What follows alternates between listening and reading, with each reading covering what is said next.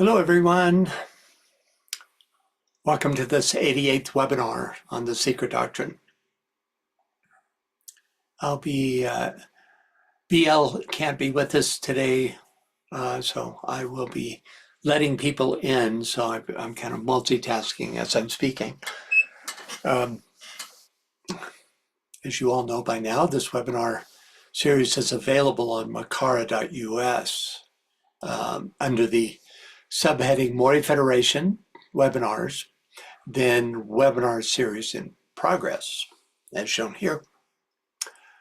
All episodes of this, the Secret Teachings of All Ages, and the Treatise on Cosmic Fire series are also available on YouTube. Just do a search for Francis Donald and the webinar series you'd like to view.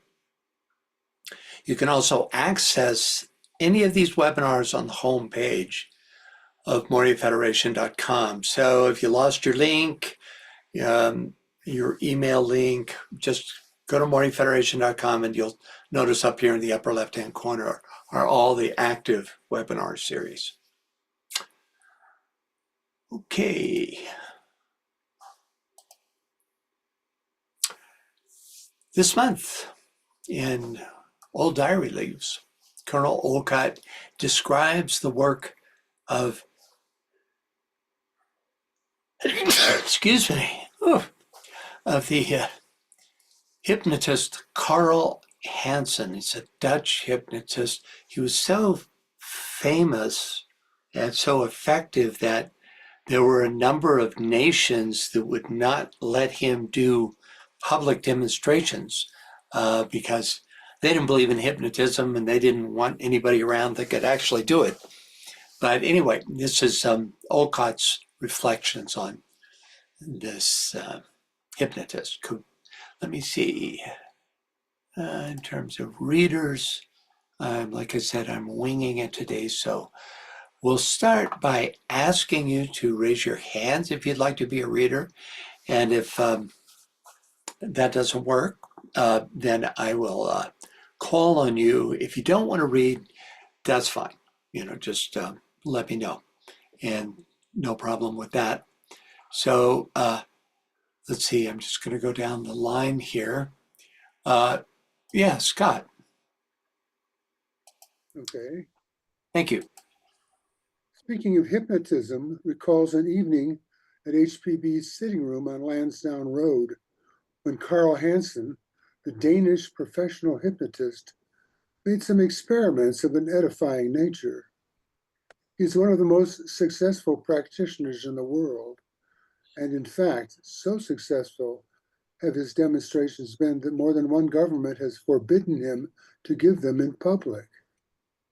It was, I think, on the evening above referred to that one of the company present, Mrs. Besant, was made to seem to the subject to have disappeared from the room. Although she stood directly in front of him and spoke to him, he seemed neither to see nor hear her. Thanks, Scott. Barbara, can you read for us?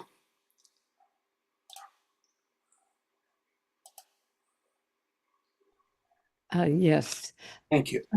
She took from HPB's whist table a handkerchief and dangled it by one corner before the subject's eyes. But he did not see her hand holding it, though he did see the handkerchief and was much amused at its self-suspension in the air. Turning to HPB, he said, "Madam, you must be doing some magic, for I see a handkerchief out there with nothing to hold it up. What is it?" Mrs. Besant then held against her back a playing card, drawn at random and face downward from a pack. And again, the subject saw it, and not Mrs. Besant. Her body was transparent to his psychical vision. This was an astounding experiment, for neither Mrs. Besant nor any of the others in the room had knowledge of the value of the card until the subject called it out, and we each verified his accuracy. If Hansen had seen it first, then we might presume that it was a case of telepathy, but he did not. Let the materialist explain the phenomenon if he can. Thank you, Barbara. Okay. We began our last session together by taking a look at the first creative hierarchy, which was actually introduced. Knowledge of this hierarchy, as far as I know, and in theosophy anyway, was introduced by HPB. It was first described as the fiery lions and the lions of life, and is an expression of the constellation Leo. She then compares this hierarchy with the, quote, upper Sephirothal triad, which is placed by the Kabbalists in the archetypal world. HPB then extends this triadal comparison to the three primordial gods of both the Shinto system, called the Koto Amatsu Kami, and symbolized by the Tomwe, which consists of three comma-shaped figures arranged in a circular pattern, and also with the Buddhist Trikaya, in both cases a 3-in-1. With the Buddhists, it symbolizes truth, bliss, and the emanation bodies of the Buddha. We then took a closer look at the primordial Shinto Trinity, which HPB calls an Arupa triad, through a creation story told by Omoikane, a god of wisdom and the son of the second personage of the Trinity. The story begins, when all was as yet chaos, Konton, three spiritual beings appeared on the stage of future creation. This is followed by the names of the three deities, which translated into English are divine monarch of the central heaven. That's like the Kether position in the tree of life. Let me turn my video on. Exalted imperial divine offspring of heaven. And then the feminine deity, so that's the sonship, and that would be similar to the Chokma position, the Sephiroth, directly below and to the right of Kether. And then the feminine deity called simply offspring of the gods, which would be the Bina, the third Sephiroth, and the source of active intelligence and all manifestation proceeding from her. Next, in a further exploration of the spiritual triad, this time as it expresses itself in the Kabbalah, we took a look at the three primordial levels of existence called Ayin, Ayin Sof, and Ayin Sof Aur, which represent three progressive stages of the unmanifest, all standing above the highest of the 10 Sephiroth of the Tree of Life. HPB describes the highest of these as the absolute endless no thing, which uses the form of the One, the manifested heavenly man, the first cause, all in capitals, as its chariot to descend into and manifest through in the phenomenal world. Then finally, we took a look at teachings from the Chaldean Book of Numbers, which describes three levels of reality. And I think we took a look at this chart, and this takes us up to where we left off last time. So we'll start this session by rereading part of we were in the middle of this, so we'll reread this passage before going on. So let's see here for readers. Again, can we get a reader? How about Jerry? Would you be willing to read?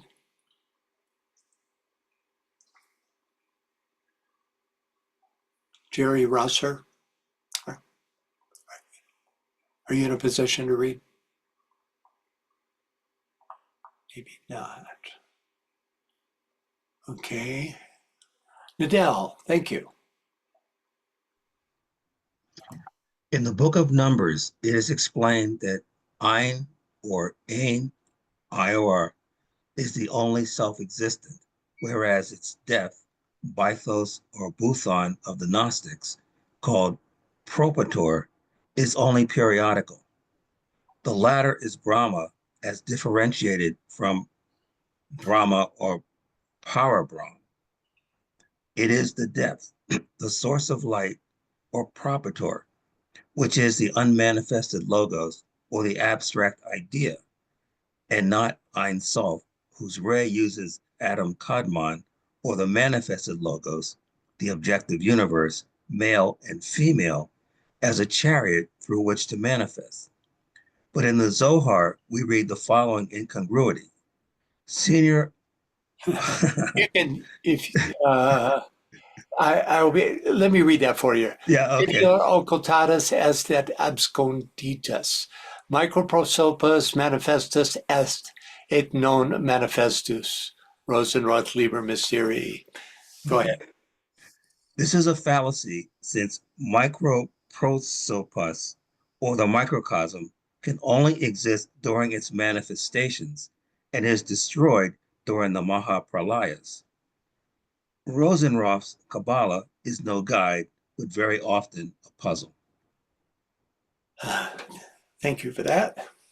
Okay, so first, in the book of Numbers, it is explained that the Ein, N, or Ein, or Ior, is the only self-existent, whereas its depth, Bethos, or Buthon of the Gnostics, called Propator, is only periodical.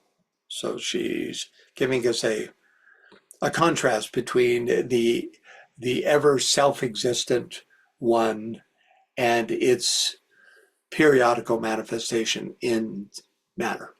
So Ayin, also called N or Ior, its essential circle, is here being contrasted with Bethos, also called Buthon and Propator, which only comes into existence during cyclic manifestation. The link between the two is Ayin Sof Aur, this last radius here. Notice how it links with Kether, which would represent the unmanifest from the point of view of any material manifestation, but would be within the realm of cyclic, causal, cyclic but causal, or causal but cyclic. Next, the latter is Brahma, as differentiated from Brahma or Parabrahm.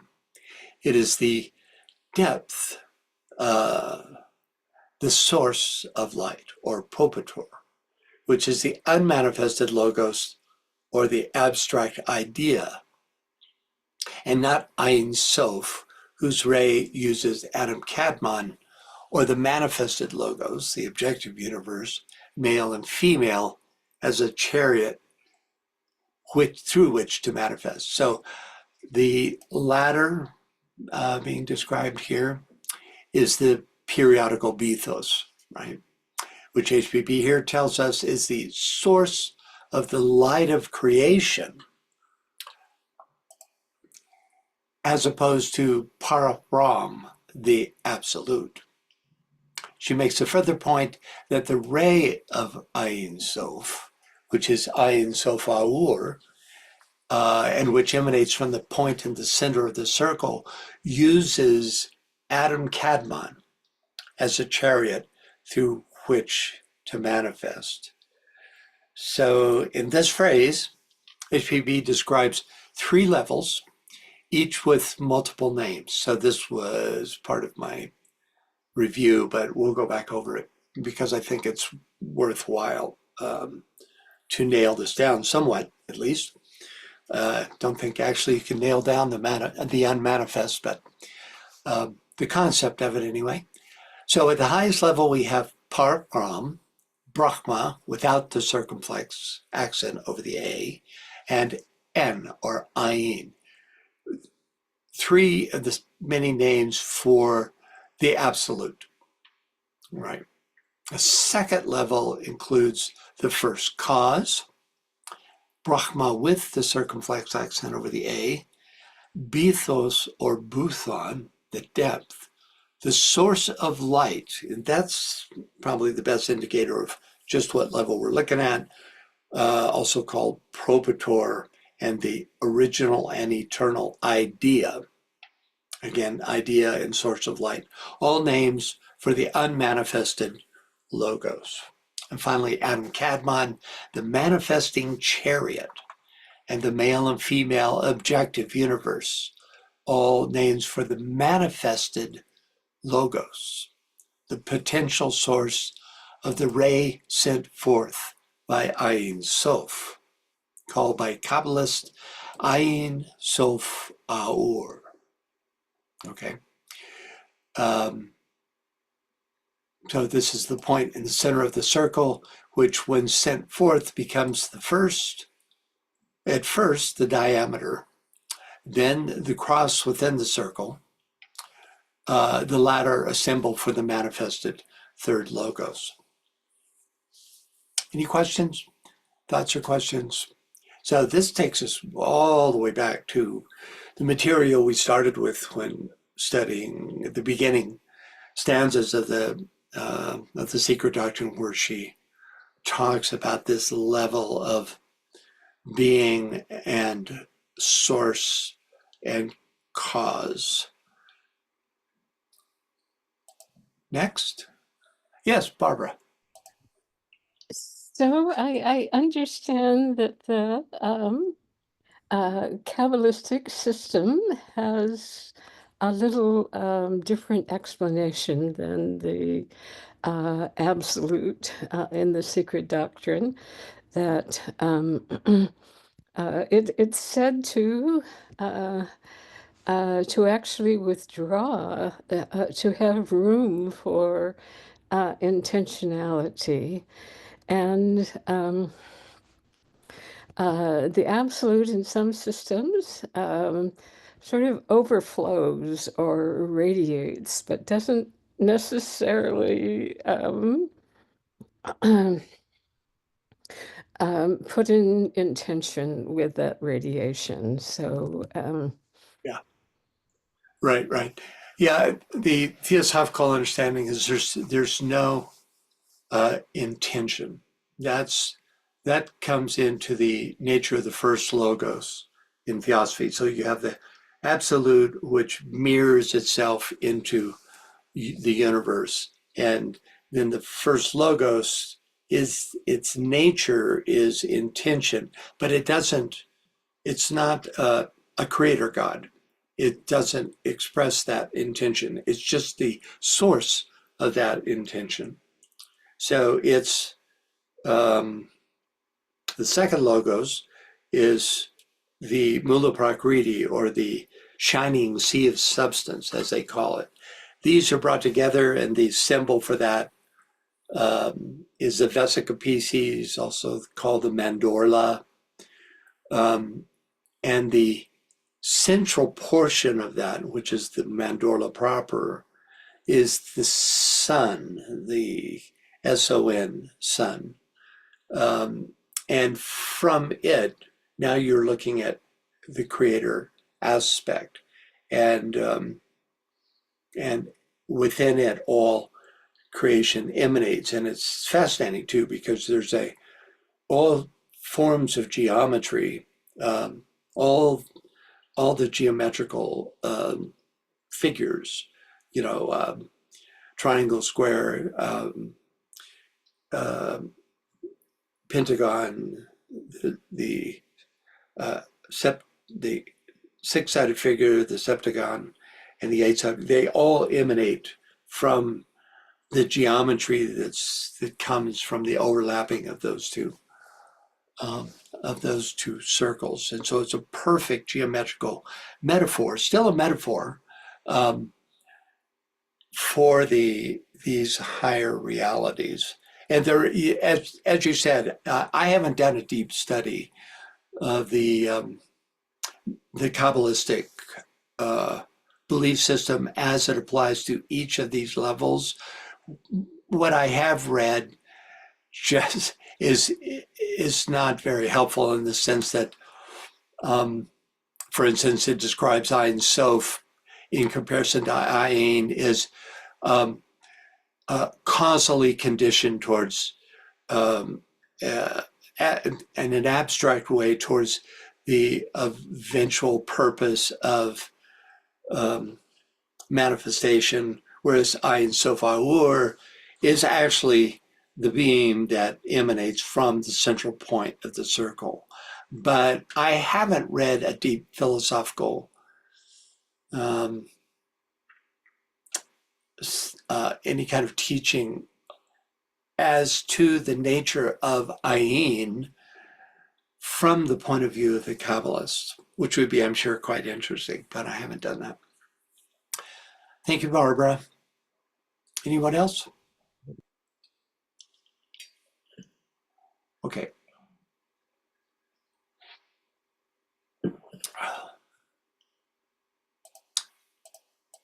Okay. But in the Zohar, we read the following incongruity. I won't torture you with my Latin, which translates from Rosenroth's Liber Mysteri as the Ancient One is hidden and concealed. The microprosopos is manifested and is not manifested, is manifested and is not manifested, meaning that this is my interpretation anyway, that the microprosopos or lesser face always exists as unmanifested potential. As such, it is the point in the center of the circle, which cyclically manifests as the perimeter of the circle, or out into the body of the circle would be one way of looking at that, by means of, for instance, the diameter of the cross and the swastika, which represent different stages of manifestation. However, HPB is not buying it. She says, this is a fallacy. Yeah, this is a fallacy, since microprosopos, or the microcosm, can only exist during its manifestations and is destroyed during the Mahapralayas.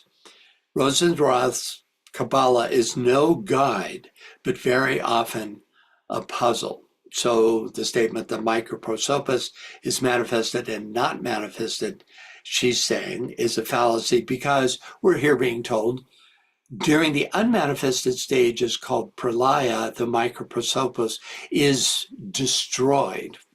That would be HPB's view, and so cannot be, quote unquote, not manifested. So she's taking exception with this Rosenroth's interpretation here. I think it's a kind of a fine semantical distinction, for it seems to me that the microprosopos' unmanifest state could be described as an ever-present potential, for without this potential point of emanation, from whence would the manifested realm issue? So you can see how you could make a case for either argument. This is right up there with how many angels on the head of a pen, you know. Okay, so next up, keep the thoughts and the questions coming. It's always more interesting. Let me check my chat here. Okay.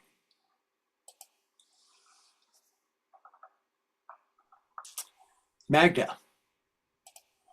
Yes, could this be the problem that, wait a second, that the ein is the senior occultatus, absconditus, that's always manifestus and non-manifestus.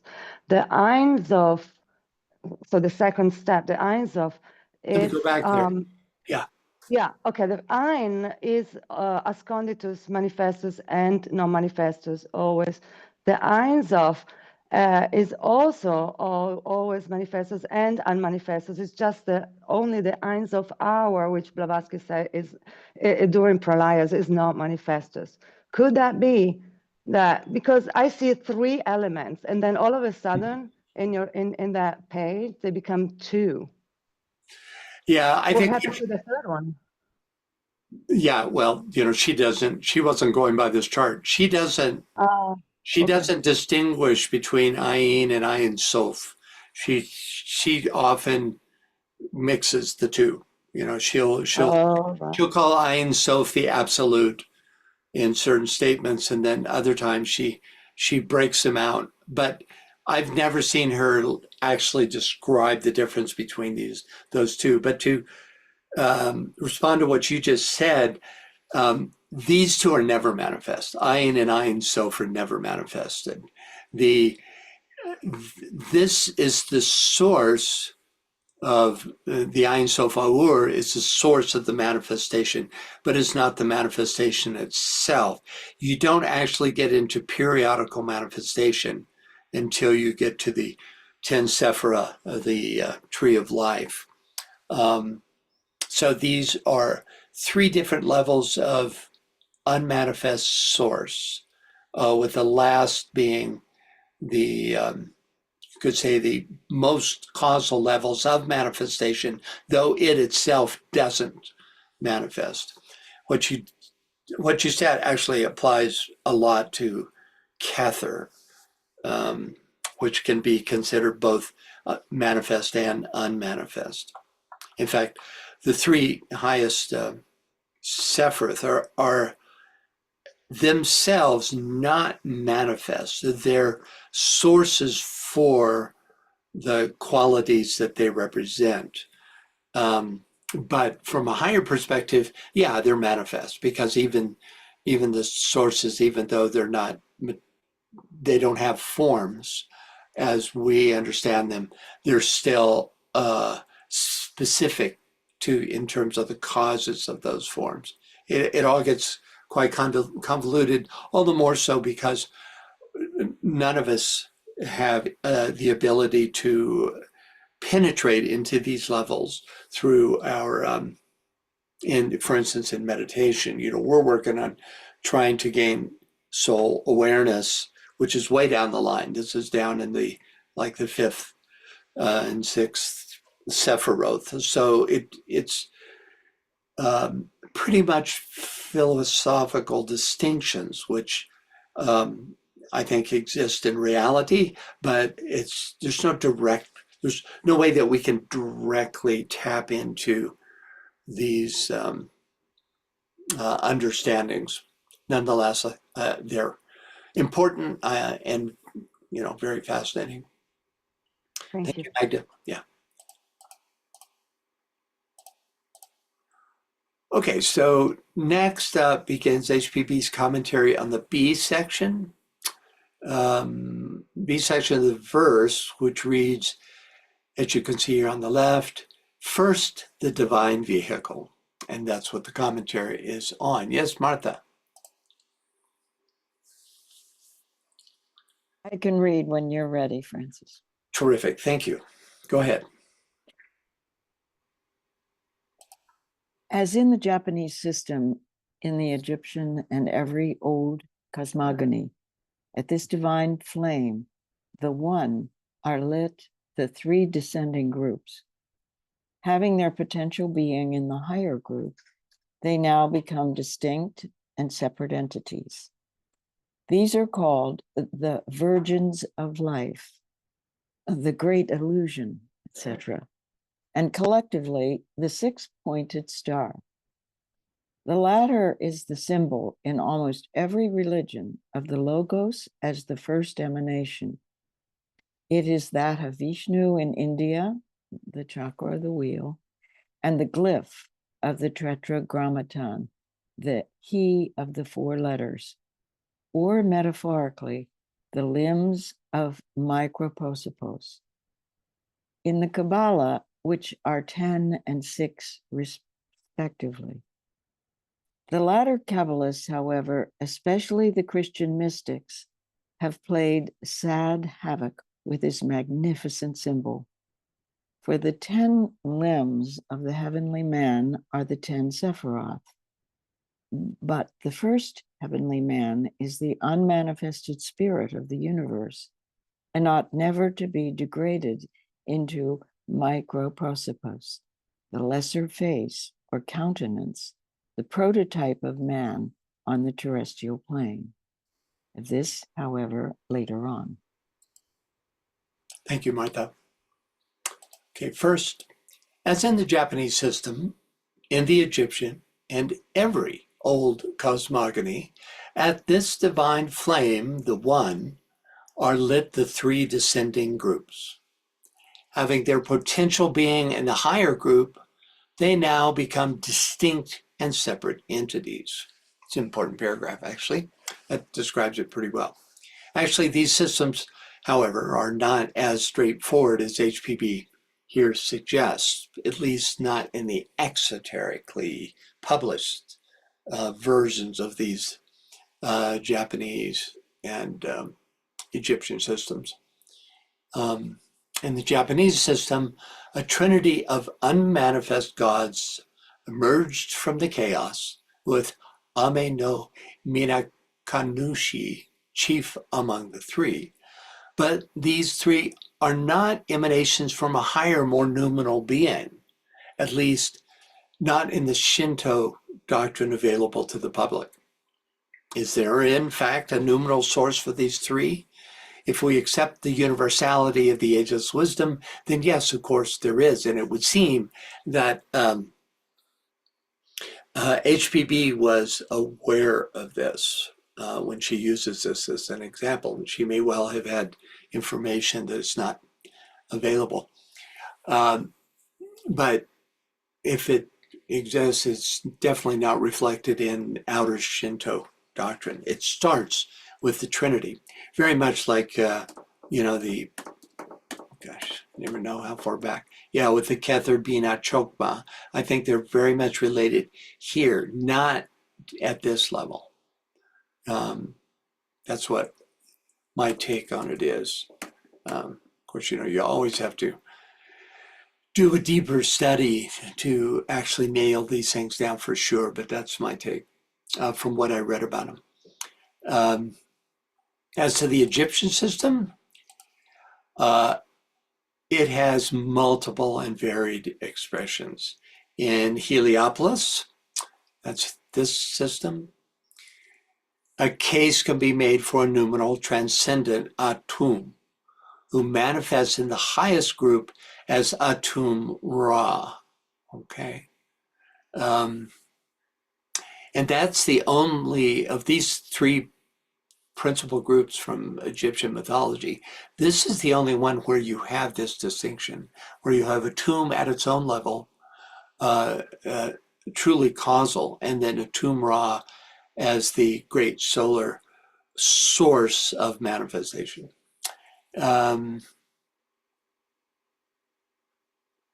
in the Hermopolitan hierarchy, the highest gods are the Ogdoad, 8 equal primordial deities representing chaos and the elements before creation. And these, to me, these guys are quite interesting. You have a series of pairs. You have Nun and Naunet, representative of the primeval waters, He and Howhet, representing eternity, Kuk and Kauket, representing darkness, and Amun, notice the same similarity to Atum, Amun and Amunet, representing air or the hidden aspects of existence.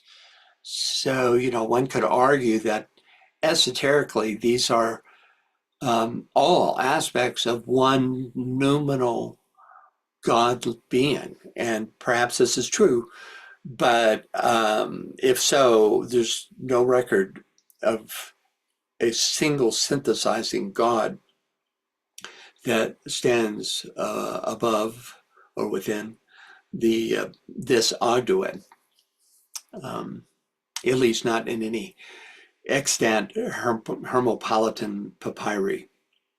The highest God in the Memphite cosmogony, this is to be the most material of the hierarchies, is Ptah, or Ptah, but he is clearly a creator God who conceived the world through thought and speech, not a noumenal first logos type being.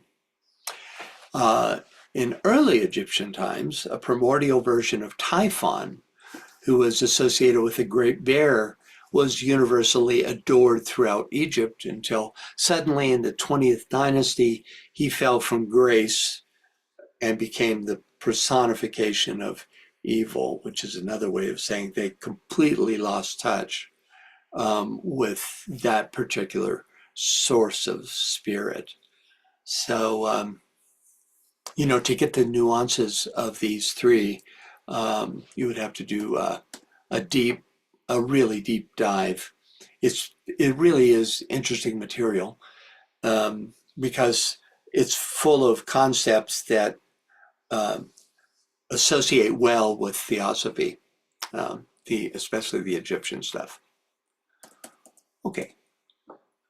Next, speaking of the first level of quote unquote distinct and separate entities, HPB says, these are called the virgins of life, the great illusion, etc., and collectively the six-pointed star. So in theosophy, the virgins of life ultimately represent Mula Prakriti, undifferentiated cosmic substance in its highest forms, represented also by the circle with the diameter. The abstract essence of what later, through various differentiations, becomes the many forms in matter. They are collectively the great illusion at its highest level. Illusion because they represent the garment of spirit, not spirit itself.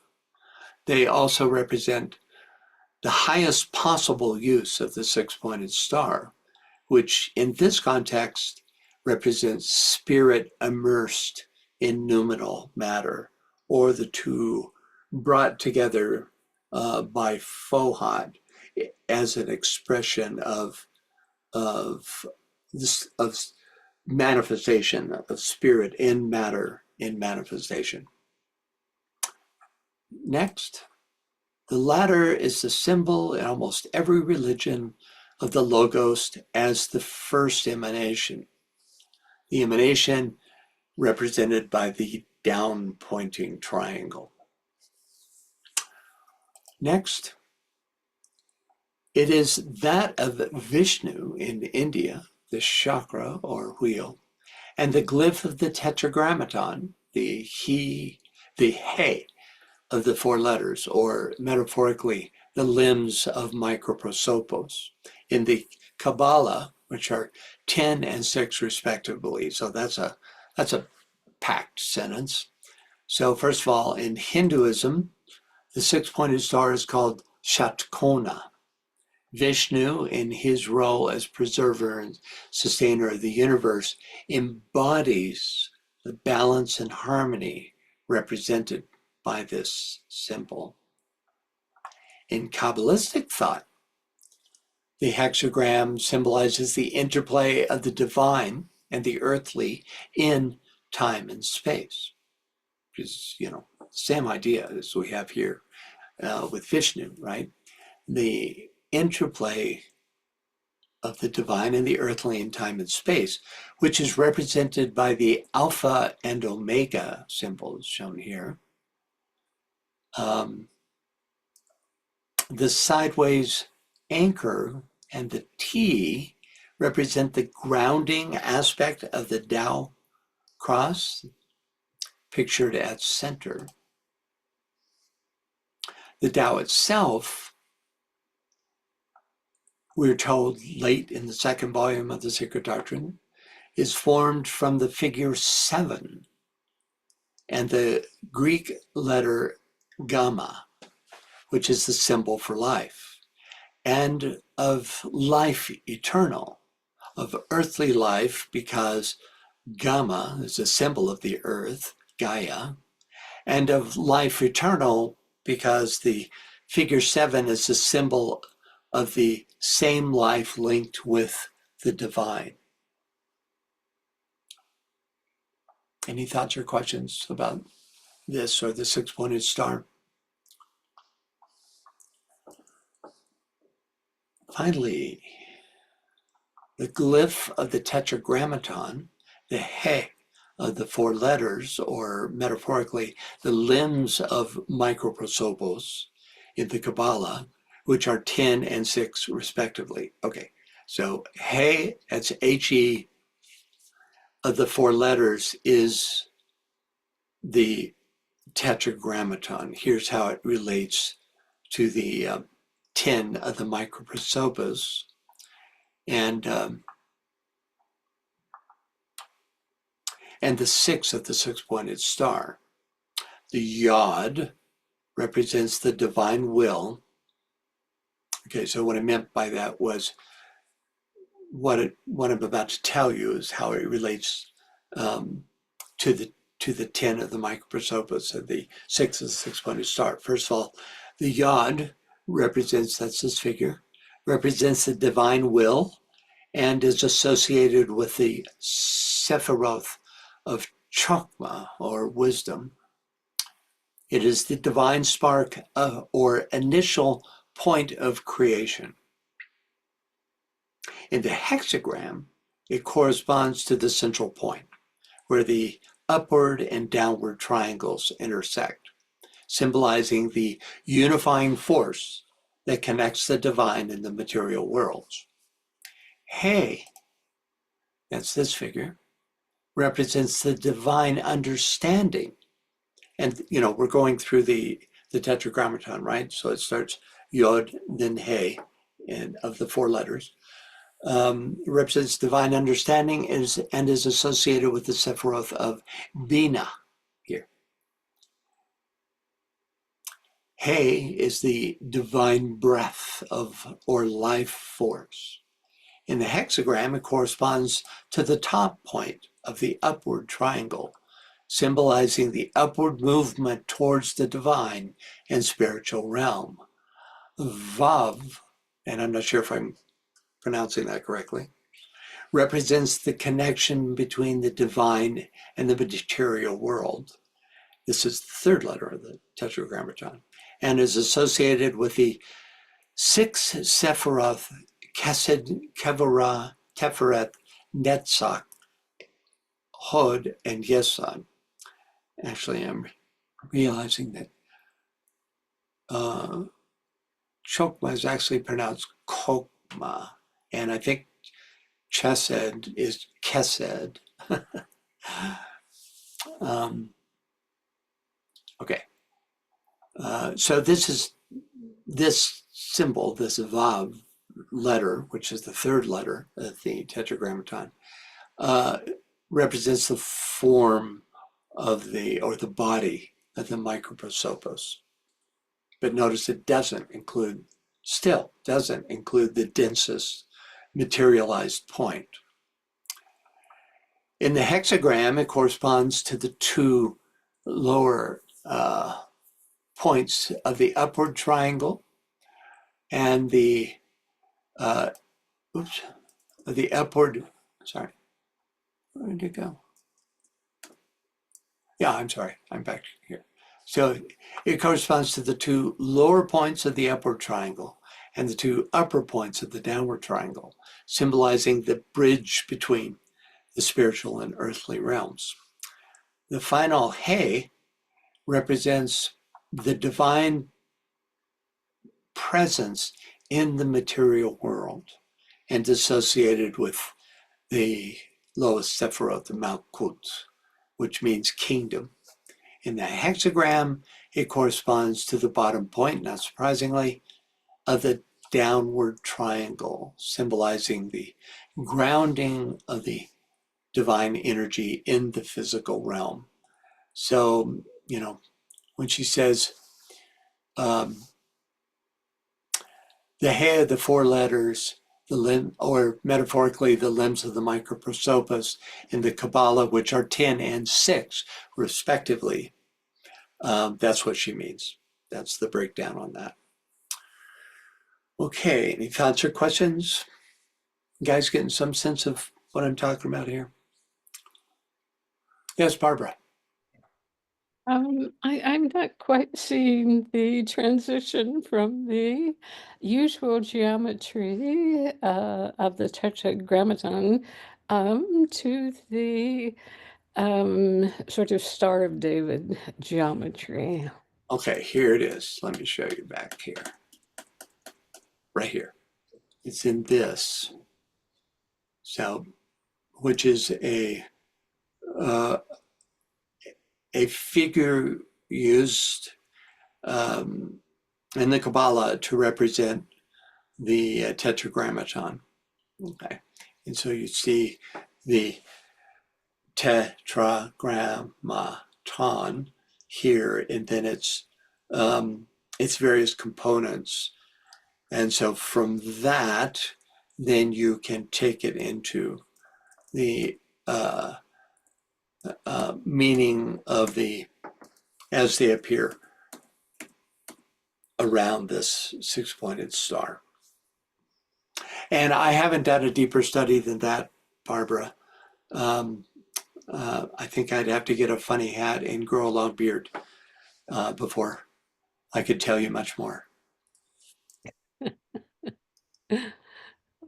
Okay.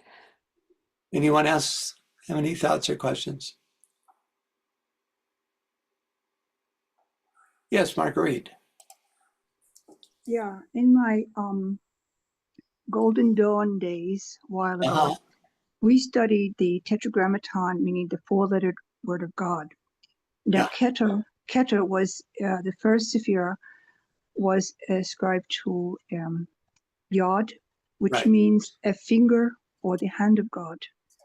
The Vav was Bina and Chokmah and Bina, and that was the Vav. A Vav means a nail or something to fasten. So that which the hand of God pointed at or directed, it became fastened at this point. And then the Yod-Heh Vav goes from Geborah through Yesod, and that is Vav is something that fastens. Right. So whatever was directed, Bina and Chokmah, the Hey means a window, which was interesting in our studies because it's something you can look in or something you can look out of. And then came from Geborah to Yesod, Vav, and that was something that fastened. So it got nailed shut at this point. And the final Hey, which had like a diacritical mark over it, it was a final called Hey final. So everything solidified itself in Malkut. Now Keter was the world of spirit. That's Keter. The Bina and Chokmah and Bina in order, was the world of Bria. That's the archangelic world. And the Vav is the world of Yetzirah. That's from Geborah through Yesod. And Malkut was actually the final, where everything was just nailed shut there.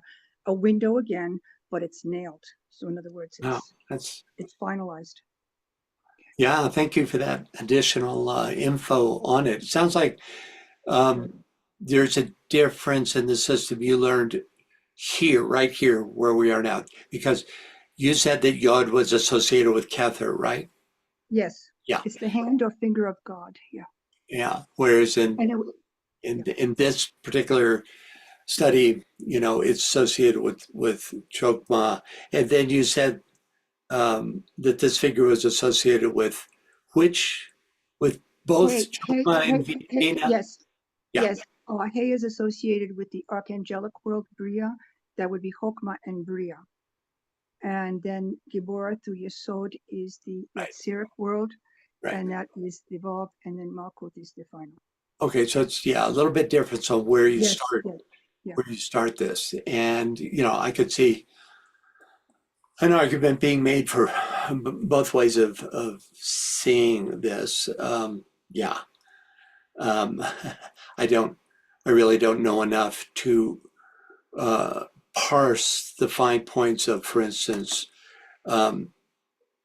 which would be more correct in terms of like associating Yod with either Kether or Chokmah.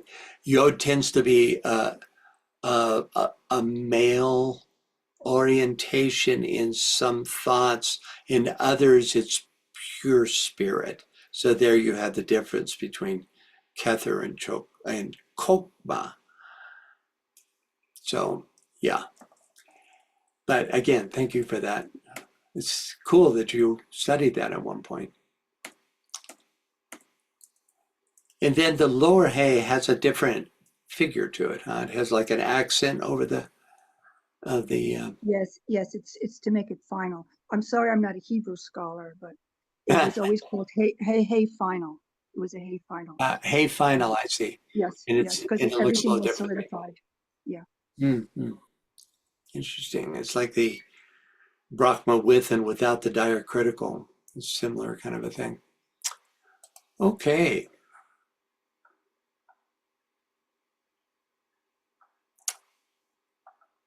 Okay.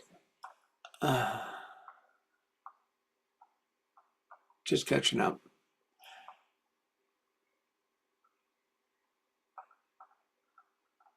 All right, so finally, the later Kabbalists, however, especially the Christian mystics, have played sad havoc with this magnificent symbol. And there's a footnote, which we'll explore in a minute. For the 10 limbs of the heavenly man are the 10 Sephiroth, but the first heavenly man is the unmanifested spirit of the universe. So the first Sephiroth should be representing that and ought never be degraded to the micro prosopos, the lesser face or countenance. And this is just in general, Christianity, Christian mystics in general, have a more material interpretation of all the ancient symbols. So it doesn't surprise me that they would have Kether representing, a manifested male potency of some sort. Let's see what else.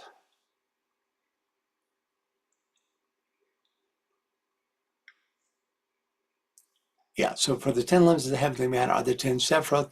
The first heavenly man is the unmanifested spirit of the universe, unmanifested spirit of the universe, and ought never to be graded to the micro prosopos. Very important point.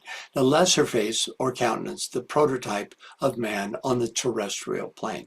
Of this, however, later on. Okay, Christian dogma has a tendency to materialize concepts that are meant to represent the unmanifest. And so it is with the three highest Sephiroth, Kabbalah, Tree of Life, which in its purest form represents unmanifest spirit and its division into the primordial or primary masculine and feminine duality, but still unmanifest energies. This trinity stands as the source of the microprosopos, which are the 7 principles of humanity. So let's take a quick look at the 2 footnotes. First, which is referenced by the phrase, the magnificent symbol, shown here, states, indeed, the microprosopos, who is philosophically speaking quite distinct from the unmanifested eternal logos, quote, one with the Father, has been finally brought by centuries of incessant efforts of sophistry and paradoxes to be considered as one with Jehovah, or the one living God, exclamation point.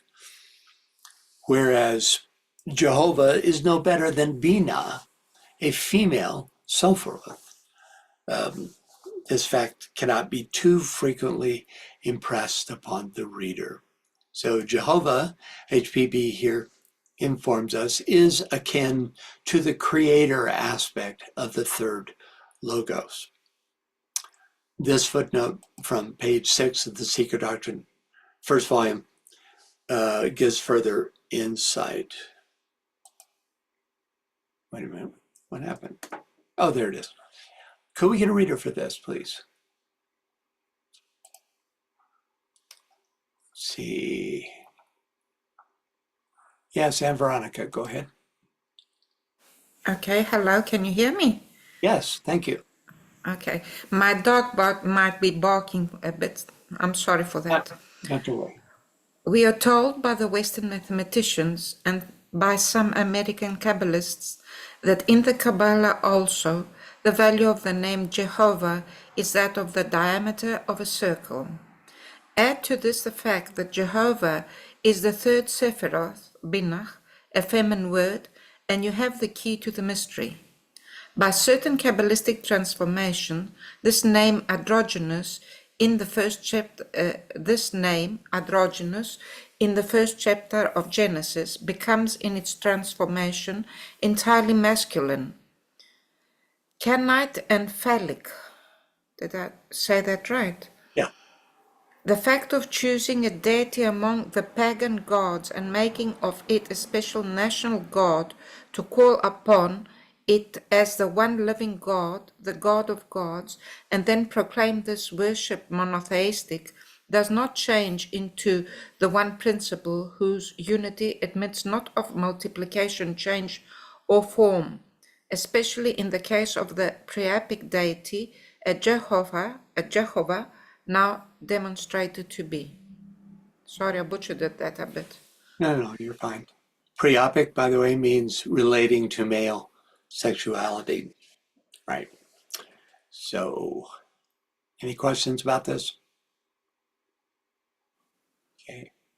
The second footnote, referenced by the phrase man on the terrestrial plane, says simply, the microprosopis is, as just said, the logos manifested, and of such there are many. There are many because the microprosopis is reborn in every root race, even in every subrace of every globe, because it's reborn through every cycle of manifestation. Okay. Next up. Could we get a reader, please?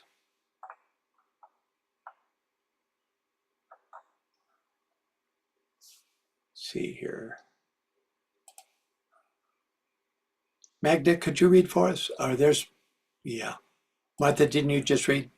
Yes, I did. Okay. Let's see. Thank you, though. Magda, can you read for us? Yes, the six-pointed star refers to the six forces or powers of nature, the six planes, principle, etc., all synthesized by the seventh or the central point in the star.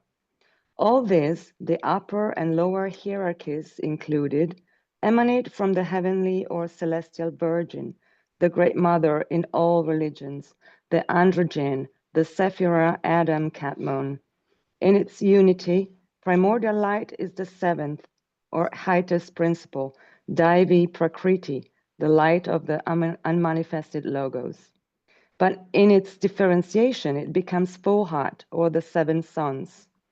The former is symbolized by the central point in the double triangle, the latter by the hexagon itself, or the six limbs of the microposus, the seventh being Malkut, the bride of the Christian Kabbalists, or our earth.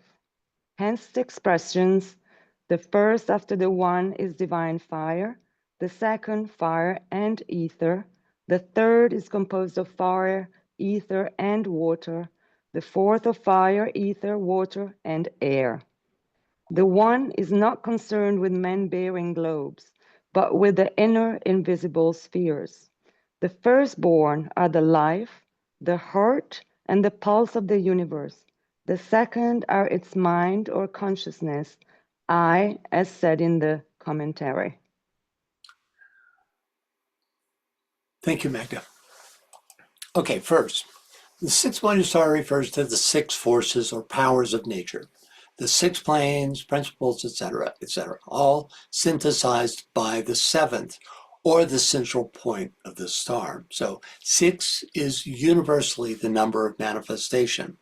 The 6 emanates from the 1. So you have here the 6, the 1, and together with the higher one form the sevenths, which are collectively the one or unity. This is perfectly symbolized by the six-pointed star, which demonstrates both as unity and as sixfold. The six forces or powers of nature emanate from the six highest manifested hierarchies. They are, and we're talking now about the energies of these hierarchies, and they are Parashakti, the supreme power, the highest form of energy, Kriya Shakti, materializing ideal, the power to produce external perceptible phenomenon, or the power of action. And while I'm reading this, think about the Sephiroth, and which would be represented by which. I would be putting Kether at this Parashakti place, supreme power. But you could make an argument for placing it in Chokma as well. Except for the fact that Kriya Shakti, materializing ideal, the power to produce external perceptible phenomena or the power of action, suggests Bina. But if we go by, I'm not sure who spoke, that put Kether at the top, and then Bina, both Chokma and Bina together as a dual pair. And in that case, you could have Parashakti connected with Kether and Kriya Shakti connected with both of those Sephiroth. And then Jnana Shakti, force of mind, the power of knowledge. And then Mantrika Shakti, the word made flesh, speech, the power of sound or mantrams. That's very much connected with the fourth, it is the fourth creative hierarchy. Ichha Shakti, will to manifest, the power of will or desire. And finally, Kundalini Shakti, energy of matter itself, form, the universal life principle in nature, particularly lodged at the base of the human spine. So that's yet another way of looking at the six-pointed star, is the, you could say, repository of all the energies of manifestation synthesized by the central point, which, if this showed the hierarchy, the higher hierarchies, the first unmanifest, which is Cancer, is very much oriented towards the manifestation of the lower seven. So it could be oriented towards that. The lowest hierarchy has no energy emanation. They're called the blinded or elemental lives, and they are used by the hierarchy directly above to build forms. Okay, any thoughts or questions about that? Crash course on the hierarchies. Okay. Next. All these, the upper and lower hierarchies included, emanate from the heavenly or celestial Virgin, the great mother in all religions, the androgyne, the Sephira Adam Kadmon. So ultimately, the celestial Virgin is Mula Prakriti, the sea of shining substance from which the forms of all manifested beings are drawn. It's not a being as such. The creative hierarchies delineate 7 levels of form life, as do the 7 lower Sephira, the tree of life, who have their source in Bina, the Kabbalistic celestial virgin. Next, in its unity, primordial light is the 7th or highest principle. Daivi Prakriti, the light of the unmanifested logos. But in its differentiation, it becomes Fohat, or the 7 suns. This is great insight as to the origin of Fohat. So the Theosophical Glossary says, Daivi Prakriti is, in fact, the first veil or sheath or ethereal body surrounding the Logos, as Pradhana or Prakriti surrounds Purusha or Brahman in the Sankhya philosophy, and as on a scale incomparably more vast, keep that in mind, Mula Prakriti surrounds Para-Brahman. As Daivi Prakriti, therefore, it is elemental matter, matter in its first and second stages, and matter in its first and second stages of its evolution. Okay, so Daiva Prakriti doesn't actually become Fohat, but rather provides the substantive aspect on which Fohat works, because Fohat requires this a duality to function, as described in this passage from De Perucker's Occult Glossary. Can we get a reader for this? I prefer raised hands, but I will start looking here. How about you, Ben? Are you willing to read? Here goes. Thank you. When Daiva Prakriti has reached a certain state or condition of evolutionary manifestation, we may properly speak of it under the Tibetan term Fohat. Although Fohat is the energizing power working in and upon manifested Daiva Prakriti, or primordial substance, as the rider rides the steed, it is the cosmic intelligence or cosmic monad, as Pythagoras would say, working through Daivi Prakriti and its differentiated energy called Fohat, which is the guiding and controlling principle, not only of the cosmos, but in every one of the subordinate elements and beings of the hosts of multitudes of them infilling the cosmos.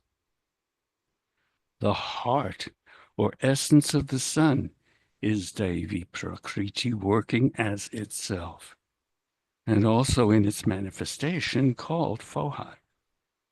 But through the Daivi Prakriti and Fohatic aspect, if it runs the all-permanent and directive intelligence of the solar divinity. The student should never make the mistake, however, of divorcing this guiding solar intelligence from its veils or vehicles, one of the highest of which is Daivi Prakriti Fohat. Thank you, Ben. Okay. Any questions about this? The distinction between these two principles, Daivi Prakriti and Fohat. It's another way of seeing these source levels. I would associate it, for instance, with Ein Sof Aur, right? That emanating principle. That would be the Daivi Prakriti. And then Fohat begins its work within the 10 Sephira of the Tree of Life. That would be just one way of equating two systems. Okay, next. The former is symbolized by the central point in the double triangle. Yeah, 6-pointed star. The latter by the hexagon itself, or the 6 limbs of the microprosopis, the 7th being Malkuth, the bride of the Christian Kabbalists, or our earth. So the 6-pointed star represents the 6-fold manifestation of substance. And that would be the Phohatic association, also represented by the 4th through 9th Sephirah. There are actually 2 7th points. The first of these is Bina, the 3rd Sephiroth, and the source of the form aspect, that would be the Daivi Prakriti aspect, represented by the central point at the 6-pointed star. The other and lower 7th point is Malkuth, called the bride of the Christian Kabbalists, because it represents the dense physical plane.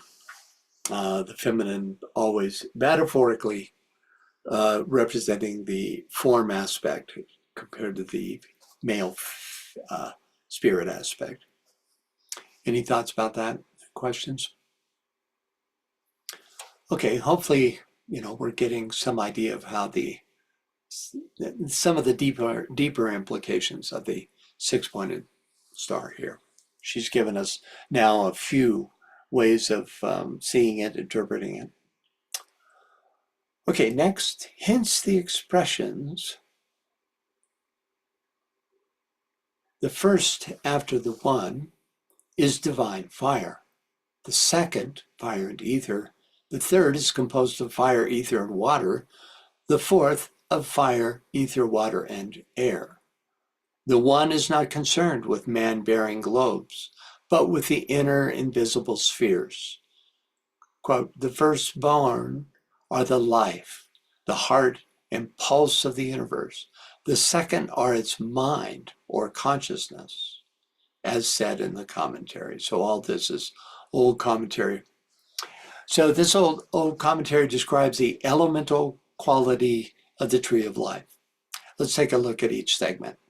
The first after the one is divine fire, refers to chokma, or kokma, I think. Somebody brought this to my attention. I think it's kokma.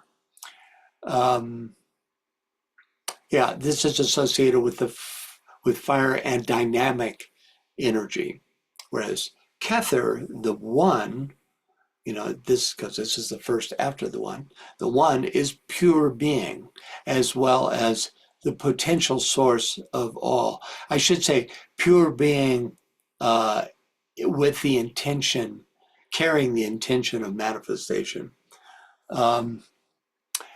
Kokma is the first manifestation of that potential, representing divine wisdom and creativity.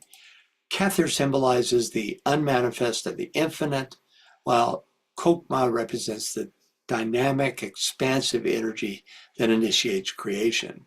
This first after the one, quote unquote, is also represented by the Leo-ruled first creative hierarchy, called the divine flames and the lions of light. The second, fire and ether, refers to Bina, which is exoterically associated with water, but esoterically with ether. This Sephiroth represents divine understanding and the ability to comprehend and process wisdom. That's the association between Kokma and Bina. As the Sephiroth of ether, spelled with an A-E, not just an E, Bina provides the noumenal form and structure to the creative impulses of Kokma. So again, we have a sense of the relationship between them. I'll repeat that. Provides a noumenal form, still noumenal, but the form and structure to the creative impulses emanating from Kokma. The second after the one celestial order is also represented by the Virgo-ruled second creative hierarchy called the Bright Crested and the Divine Builders. You can see the association. The third after Kether is composed of fire, ether, and water. Refers to Kesed, which represents loving kindness, mercy, and benevolence. It embodies the outpouring of divine love and compassion. Kesed is often linked to the element of water, symbolizing the fluid and nurturing qualities of love wisdom. This would be the waters of life pouring forth for thirsty men. The fourth, of fire, ether, water, and air, refers to Tiferet, which is linked to the element of air, symbolizing clarity, balance, and the breath of life that sustains all existence.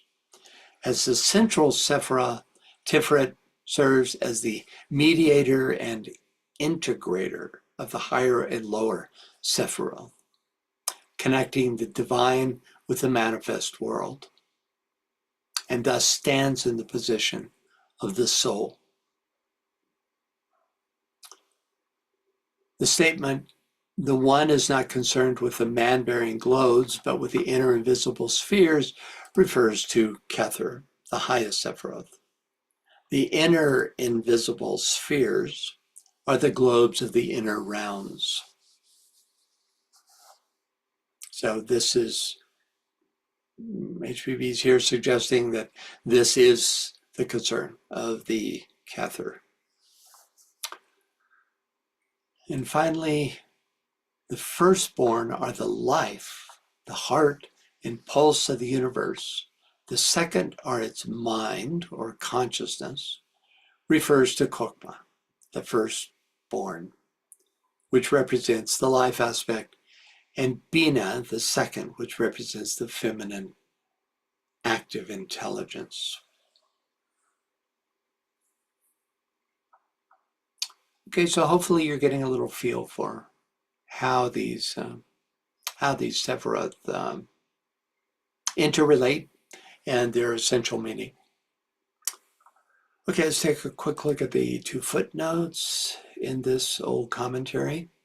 The first, referenced by the term fire, ether, water, and air, simply says these elements of fire, air, etc., are not our component elements. I think by this point in our studies, we know that the elements described are not those that manifest in the lower three subplanes of this physical plane, but it doesn't hurt to be reminded. They have something of the quality, but these lower manifested elements are a shadow of the noumenal qualities that are found in the higher noumenal elemental world. The second footnote, referenced by the term its mind or consciousness, states, this consciousness has no relation to our consciousness. The consciousness of the one manifested, if not absolute, is still unconditioned. Mahat, the universal mind, is the first production of the Brahma creator, but also of the Pradhana, undifferentiated matter. So human consciousness is born from the overshadowing by the soul, whereas the consciousness described in this old commentary is Mahat, which is cosmic mind or intelligence, the basis and fundamental cause of the intelligent operations in and of nature considered as an organism and emanating from the mental plane rather than the cosmic mental plane. Yes, Nadell. Would pradhana, undifferentiated matter, be the same as mula prakriti? No, it's a I couldn't tell you the distinction, but it's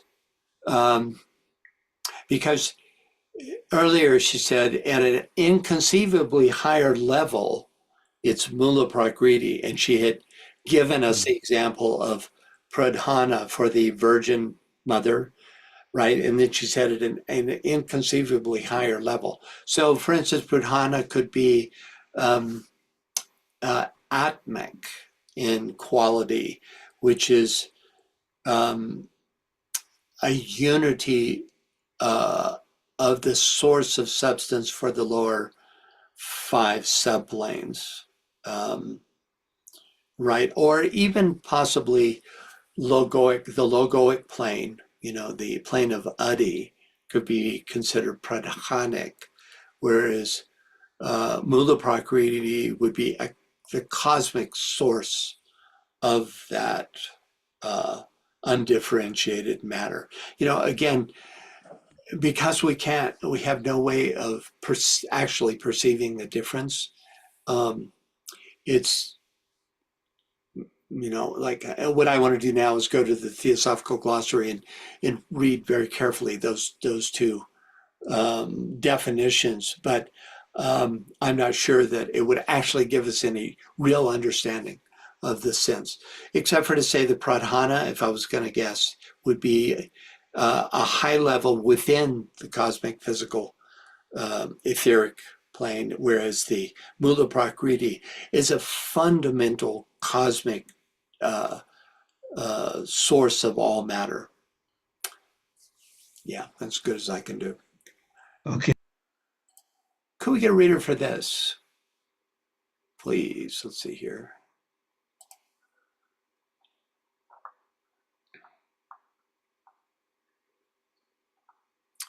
Marguerite, could you read? Sure. Thank you. Speak Mahat, out. Mahat, Sanskrit Mahat, from the verbal root ma, to be great. Eternal in its essence and periodical in its manifestations, Mahat combines the ideal plans and prototypes of all beings and things in a manifest, objective, unsubjective world. In other sense, it is the entire aggregate of the Dhyani Chahanic host, and therefore the source of the active organic cosmic intelligence, controlling and directing the operations of Fohat. It is likewise the direct source of the Manastaputras, a class of the Dhyani Chokanic or Hokanic host. In Brahmanical philosophy, Mahat is the father, mother of Manas. In Sankhya philosophy, it corresponds to cosmic Buddhi or Maha Buddhi and is called the first of the 7 Prakritis or productive creation, the other 6 being Ahamkara and the 5 Tanmatras. Okay, so the takeaway is that Mahat is a cosmic principle in universal and its activities, universal or cosmic active intelligence, whereas Manas relates to the human soul, mind, and it takes place on the systemic mental plane. That's that's one way of understanding the difference. There's certainly more to it than that, because there's an all-pervading quality to Mahat that animates all sentient life. Okay, I think we're going to pull the plug here just a couple of minutes early because we're going to be getting into this whole next section, which is actually a commentary on a new part of the verse. So I think this is a natural ending point. Do you have any last thoughts, questions about this? Appreciate you hanging in there. This isn't particularly easy subject matter, but I think it pays one's attentive and patience, to deal with this. Yes, Martha. I just would like to make a general observation how much more deeply the earlier civilizations were concerned with God itself. Isn't That it true? they're so deeply responsive to what they saw and where they lived, about that inner nature of God. And it makes me think of the unfolding of God itself, beginning with its first expression of manifestation in relation to the triadic movement of 3-2-1. So it's not, I know it's not terribly erudite, but something bigger than the information is informing what you're doing. Yeah, the ancient mystery schools, there was a tremendous division between, in terms of education. There was still the great masses that did not understand the philosophy that was given to the elite in the mystery schools. And by elite, I don't mean necessarily the ruling class or the rich or anything like that, but just those who were prepared and could take advantage, of the information given. And that's the version of the information that was given out at that time. That's the version that we tend to read about. There was a much simplified version for the masses in all the cultures around the Mediterranean. But they had at their core a much deeper philosophy than the religions of today. That's for sure. Yes, Nadell. I just wonder, given how we've grown up in this culture that's pretty much an intellectual culture, we have, with universal education, etc. I suspect that we don't really have much of a sense of what we were 1,000 years ago, in terms of how we thought, or if we thought, or what our whole orientation was. It just seems it was probably so different. I agree. Yeah, it's it's even really hard to imagine the 18th century, for instance. Let alone 1,000 years ago. Um, yeah, it's one of the things that's happened is the shift to belief in science, and that has, for the intelligent human being on Earth, the great majority has made science their central core belief, and has made agnostics out of a great number of people. But there is a resurgence underway of what you might call intelligent spirituality. Yes, Magda?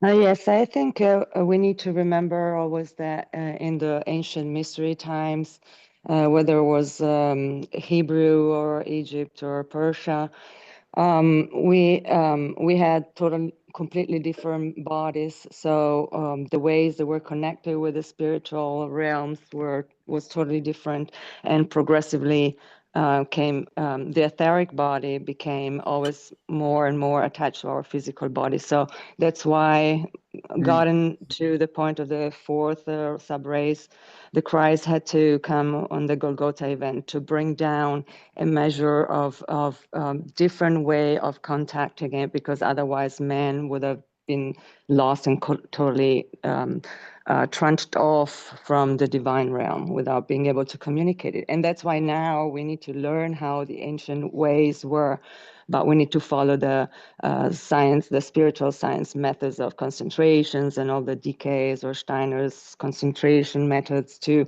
get ready for the initiations in the modern way, in this sub-race way. So Yeah, well said. That's really well said, Magda. Exactly. Yeah, we just can't know the subtlety of change in the equipment that was used by those, for instance, who attended the mystery schools and all around the Mediterranean. You know, Greece, Egypt, the Hebrew, all the way up into the, you know, the Celts and the Druids and the Norse all had their own deeply significant mystery schools, you know, in Persia and India, you know, and we just can no longer. All we have are the writings, you know, that we can, and they're many cases extraordinarily so profound, in fact, that the ageless wisdom is our current version of it, at least, is drawn from those materials. At least that was true until HPB came along and reinstated a more direct link, and theosophy was born. So, okay, you all, appreciate you joining, and we'll catch up with you next time, which I think the next treatise on cosmic fire is the 28th, and that's the next one in my series. The first Sunday of the month will be the next Secret Teachings of All Ages, and then we'll go from there. So thank you all, and we'll talk to you next time. Bye-bye.